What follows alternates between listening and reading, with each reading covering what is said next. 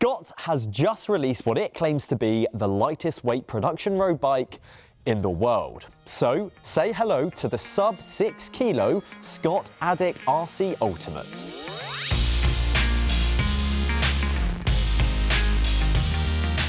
We are going to cover a lot in this video. I'm going to talk about the specification, the tech, what I like about it, what I don't like about it, my ride impressions. But before I get into any of that, I want to speak about this claim that this is the lightest production road bike.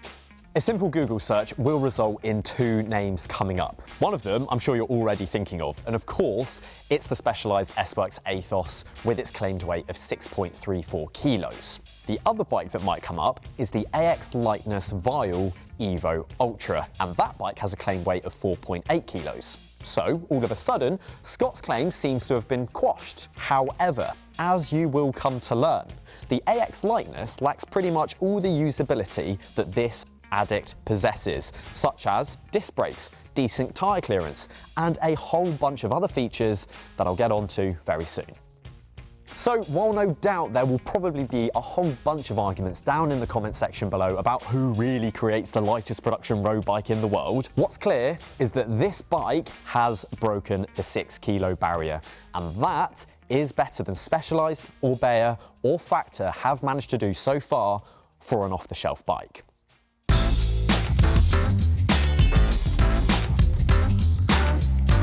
Before we move on to whether or not having a bike come in under 6 kilos is remotely worthwhile or not, I think if you simply enjoy engineers pushing the limits purely for the sake of it, then I think you'll enjoy the level of detail that the brainiacs at Scott went to create this bike. To reach as low a weight as possible, the Swiss brand had to get creative. They had to look at every single component and work out how it can still perform in a robust and versatile way while stripping out as much excess weight as humanly possible. This has resulted in a frame coming in around 600 grams, the fork around 270 grams, and every single other component from the derailleur hanger to the handlebars seeing decreases as well. It's the cumulative effect of all of these savings which results in the new Addict RC Ultimate dropping a full 800 grams compared to the previous model, landing this bike a claimed weight of 5.9 kilos. It seems as though when Scott went about updating the Addict, they left no stone unturned, because quite frankly, if the project was to be a success, then they had to find as much weight to save as humanly possible. That's why a new manufacturing technique was used for this bike to ensure that the inside of the frame was as smooth as possible and there was no excess carbon fibre or epoxy left in the frame. It's also why some of the tubes of this bike are as thin as 0.6 millimeters. While we know that this SRAM Red group set is the lightest on the market, everything else on this bike has been made by Scott, apart from the inner tubes and the tyres. And actually, it's the tyres which hold a lot of power in this equation. These are some brand new Schwalbe Aerothan tyres which currently are unreleased. They were shown at Eurobike this year and have also been ridden to a stage victory at the Tour de France. But so far, we know very little about them. All we really know is that they are super light. And I'll pop a picture on screen now to show you how much they weigh. Because, as you can see, these tyres might be the lightest weight tyres ever produced in a 28C width. The wheels themselves are also very important in this bike's overall weight. Now, they come from in-house brand Syncross. They feature a full one-piece carbon construction. These ones have 40mm deep rims, they have 25mm of internal width, and they come with a claimed weight of just 1,170 grams. They have DT Swiss internal, so they're pretty reliable, and I have to say, given my time with the bike, they play a huge role in what this bike feels like to ride. So let's talk about it. What does this bike actually feel like to ride?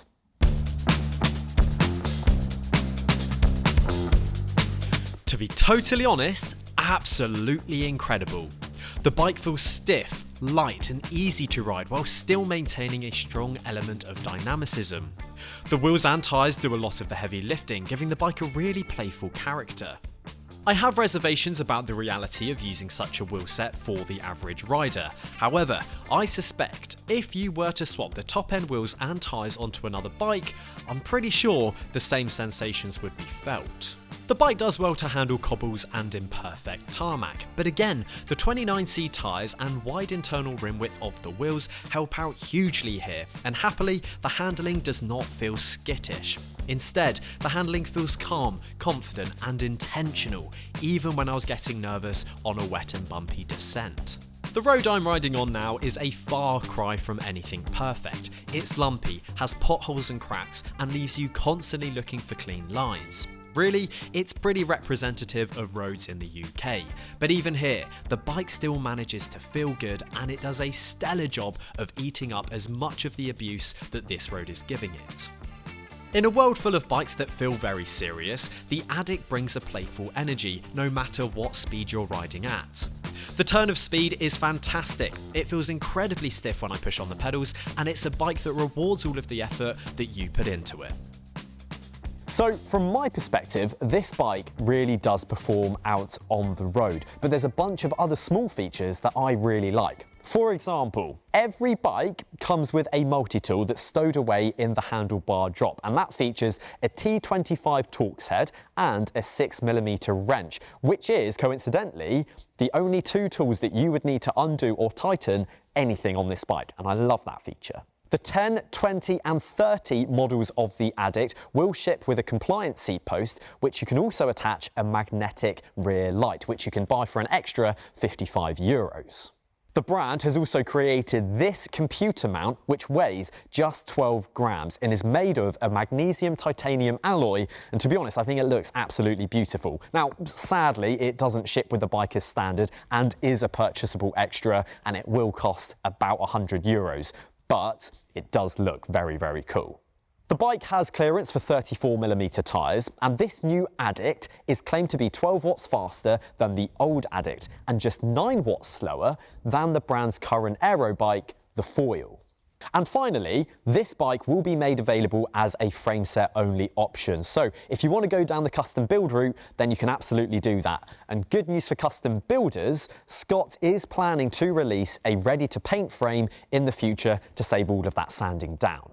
Clearly, there is a lot to like. However, now I want to move on to the things that I maybe don't like quite so much. First off, I can't say I'm in love with the new design language Scott has implemented on this bike. Now, I was lucky enough to go on the launch of this bike, and at the time, I was able to meet the person who was responsible for designing the paint job for this bike and all of the other bikes in the Addict range. And while I agree with their aim for the project, which was for the bike to look as light as it actually is, I can't say that this bike is pulling on my heartstrings in the same way that the second generation Addict used to.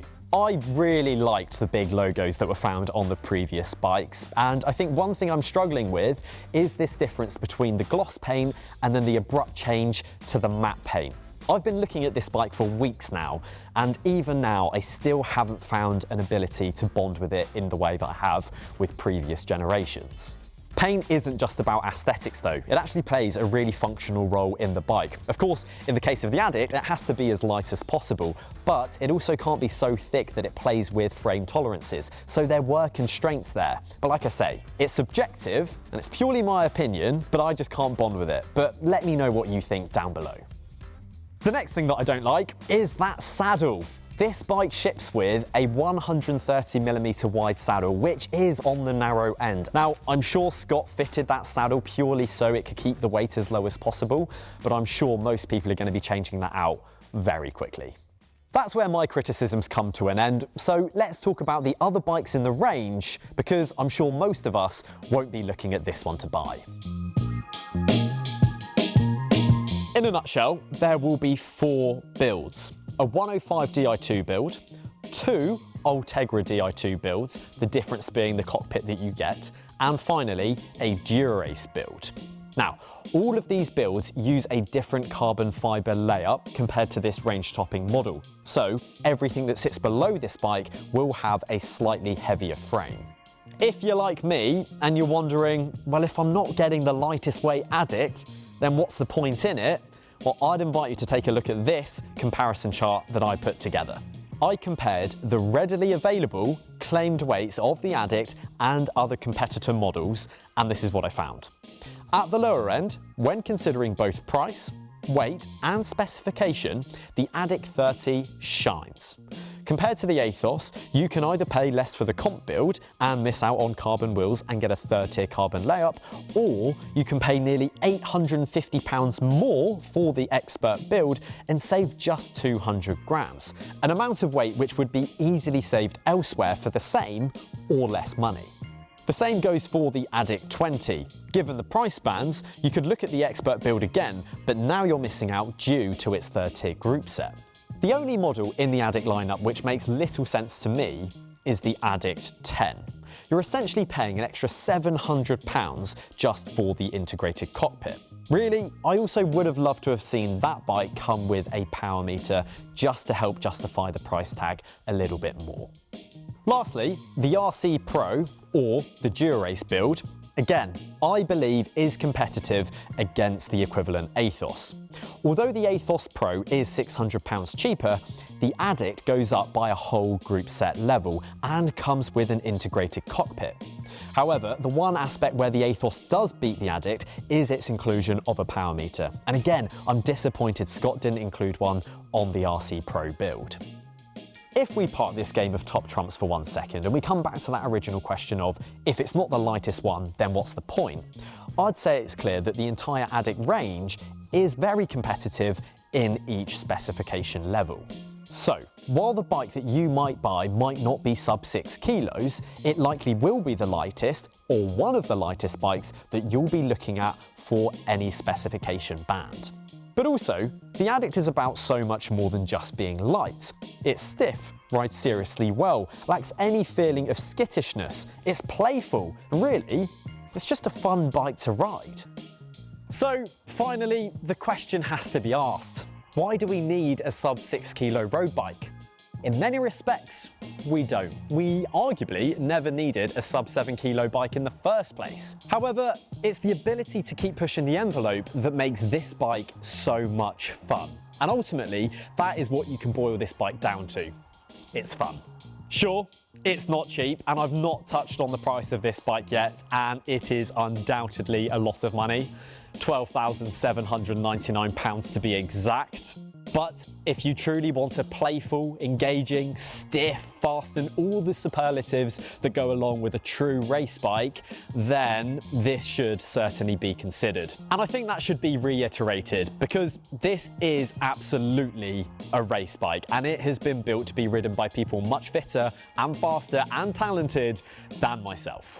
In reality, when you or I are riding this bike, it is going to weigh a whole lot more once you've accounted for pedals, bottles of water, a saddlebag, and a head unit. So while the headlines might be screaming about a claim weight that in reality, not many of us will ever actually get to experience, it's the bike's other characteristics that keep me coming back for so much more.